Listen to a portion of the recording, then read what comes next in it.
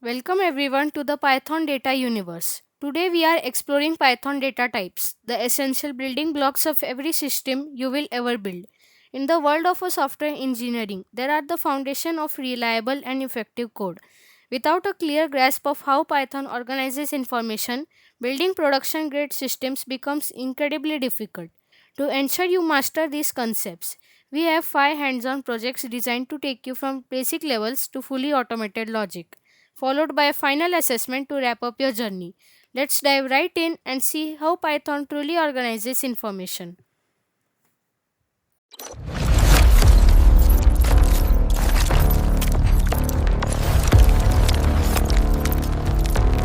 Before we look at specific examples, let's talk about why data types matter. Data types are simply a way to group information so Python knows exactly what it can and or cannot do with it. Whether you are doing maths, writing text or making logical choices, every single piece of data belongs somewhere. This keeps our programs running smoothly and prevents common errors. Let's start with numbers. Python groups numbers into three main classes. First, we have integers, which are whole numbers that can be as large as you need them to be. Next are floats, which handle decimal numbers and are accurate up to 15 places. Finally, there are complex numbers with real and imaginary parts, though you will only use it for advanced math, which is complex. Now we will move on to sequences, which are simply ways to put data in a specific order. We will look at three main types today: strings, lists, and tuples. Strings are used for regular text. Lists are used for order collections that can be updated over time, while tuples are just like lists but are locked safely in place. Strings are what we use for words, sentences, and any text data. You can easily make them using single, double, or even triple quotes. Under the hood, Python sees a string as a line of individual letters and symbols. You can pick out any single letter by using its index number, and you can even count backward using negative numbers to grab the very last letter. Next up are lists, which act like a highly flexible grid for your data. You make them using square brackets and they are incredibly versatile. They are mutable, which simply means you can add, remove, or change things inside them at any time. They automatically grow as you add more items, and you can mix different kinds of data like words and numbers all in the same list. Tuples are very similar to lists, but they use parentheses and are completely read only. Because they cannot be changed after you create them, they actually run faster and take up less memory. This makes them perfect for protecting data that you do not want everyone to alter by accident. Because they are locked in place, you can even use them as labels or keys inside other data structures. Dictionaries are built just like in a real world address book, and you create them using curly braces. They store data in pairs, a key and its matching value. The key must be entirely unique and unchangeable, but the values attached to them can be absolutely anything you want. This unique design makes it incredibly fast to look up information, no matter how much data you have stored. Sets are a great tool when you need to make sure every single item in a group is unique. If you try to add duplicate items to a set, it will automatically throw away the extras. They do not keep any items in any specific order, but you can still add or remove things as needed. They are especially useful when you want to quickly check if a specific item exists in a group or when you are doing math operations like unions and differences. At its very core, all programming comes down to basic true or false logic. Booleans are a data type that only ever has two possible states, true or false.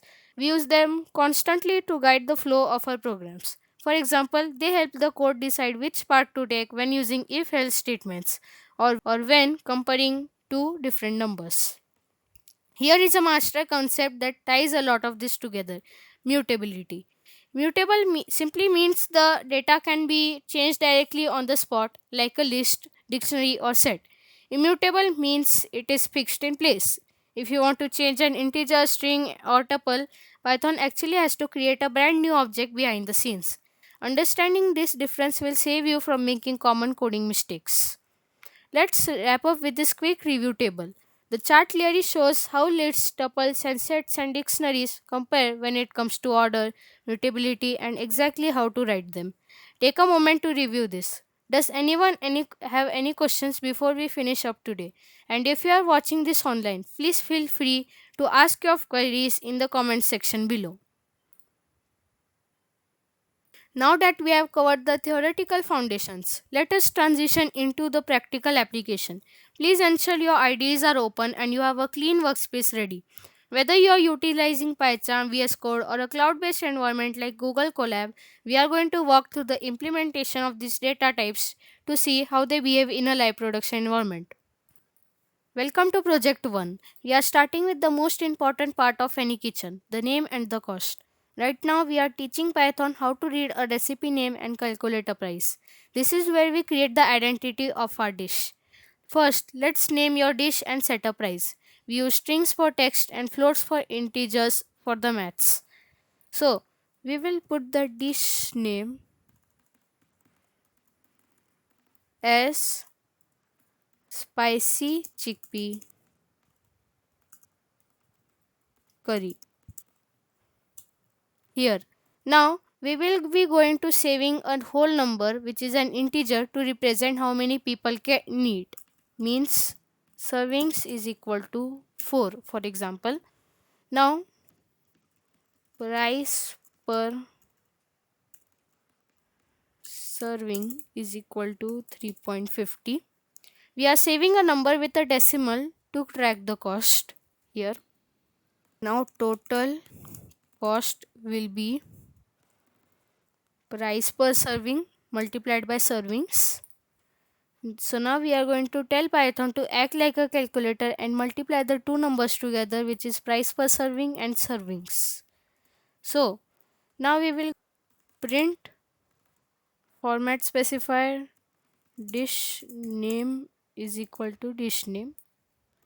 So here this displays the text on the screen. The format specifier and the curly brackets allow us to drop our label directly into the sentence.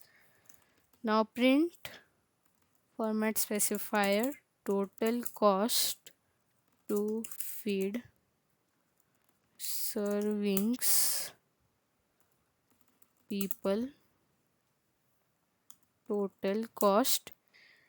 So now you can put the dollar sign if you want to, and this project teaches you how to give your data on identity.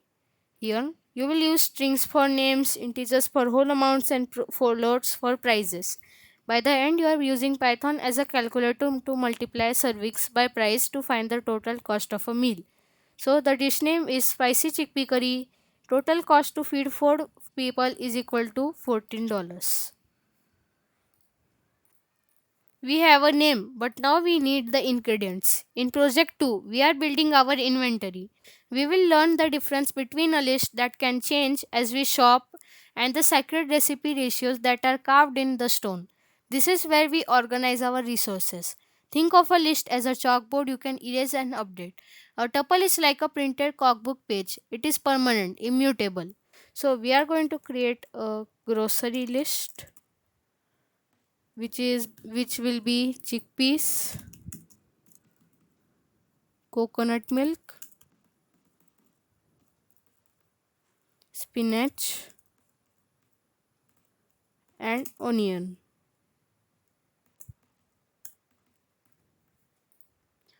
So here you can print grocery list which will return you the list that we have print here once you run the command. And now we are going to add a new item at the end of our list, which is going to be our grocery list, dot append, and then we are going to append garlic to our list. Now we are replacing the very first item, which is the position 0 chickpeas, with a new name. So we are going to use the grocery list, and then we are going to use the indexing operator as 0, which because list start with a 0. Then we are going to mention dried chickpeas. You can also print grocery list here if you can. Now we will be going to create a tuple which looks like a list but it is locked. Means you can't add or change items here. Rice ratio is equal to 2 comma 1. So now print with a format specifier current groceries is the grocery list. So we are going to show our updated shopping list on the screen, and the second is the sacred rice to water ratio is rice ratio here. This shows the final rules of our recipe. This is all about organizing your resources. You will learn the difference between a list, a flexible, changeable collection of items like a shopping list, and a tuple, which is a locked set of data like a perfect cooking ratio that cannot be edited once it is created.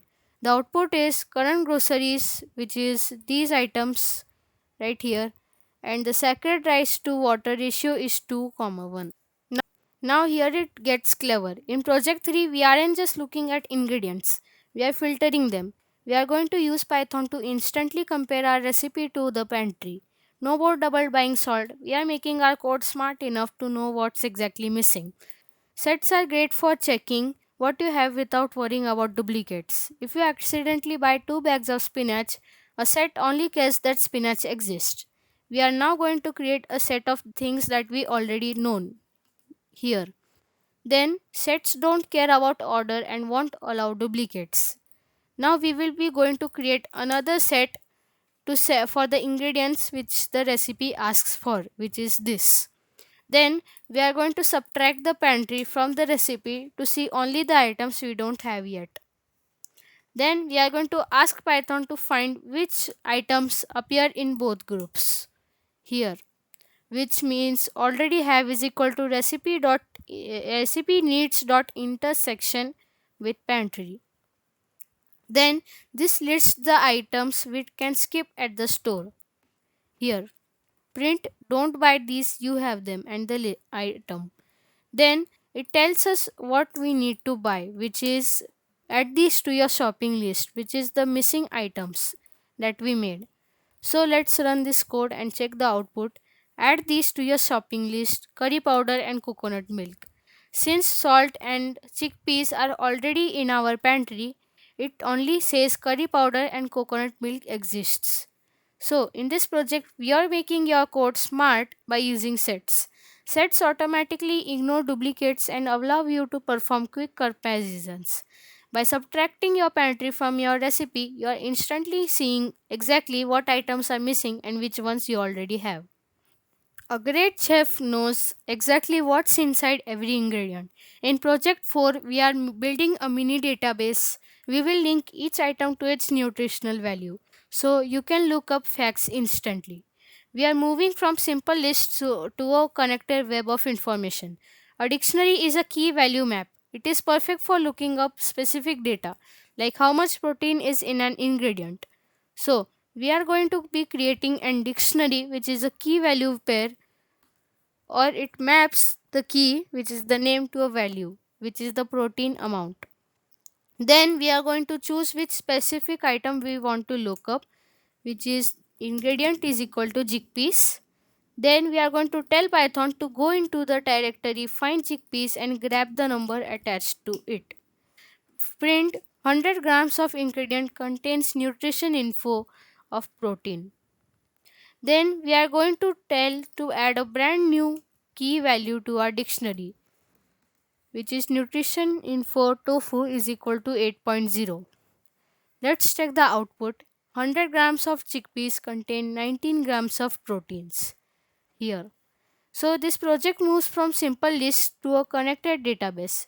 Dictionaries allow you to map keys like an ingredient name to values like its protein amount. It's the perfect tool for creating a lookup system where you can grab specific facts about an item instantly. This is the final project. We have got the data, the list, and the facts. Now we need the action. In project 5, we are flipping the switches.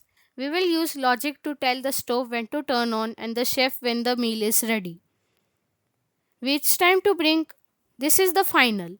We have got the data, the list, and the facts. Now we need the action. In project 5, we are flipping the switches. We will use logic to tell the stove when to turn on and the chef when the meal is ready. It's time to bring our digital kitchen to life. Booleans are simple true or false. These act as the switches for your logic. We are now going to set a switch to on, which is the boolean. Is stove on is equal to true. Now we are going to set the switch to off. Here is meal ready. It's going to be off. Then if is stove on, right here. So we are telling Python if the switch is true, do the next step. And the next step is going to be careful the kitchen is hot. It's going to print it. This only runs because the stove switch was set to true. Now the word not flips the switch. If not is meal ready. Since the meal is not ready, it becomes yes for Python. It's going to print keep cooking, it's not time to eat yet. This runs because the condition tells Python the meal is in progress. So here we are going to run the output. If the stove is on, which is true, careful the kitchen is hot. And if not is meal ready, means false plus not is going to be true here. So it's Python assumes it like a yes and says to keep cooking since it's not time to eat yet. The final brings everything to life using booleans. These act as digital light switches. You will use if statements to tell Python to take specific actions, like warning you about a hot stove or checking if the meal is ready, based on whether a condition is met. So if you like this video, you can subscribe to our channel and like the video and share it to your fellow friends. This is a small assessment that you are going to do after the video. It is of data types which we learned in this today's lesson, and it contains many things that I said in the video, and it contains of 25 questions. If you have any feedback, you can give me in the comment section below. Thanks for watching.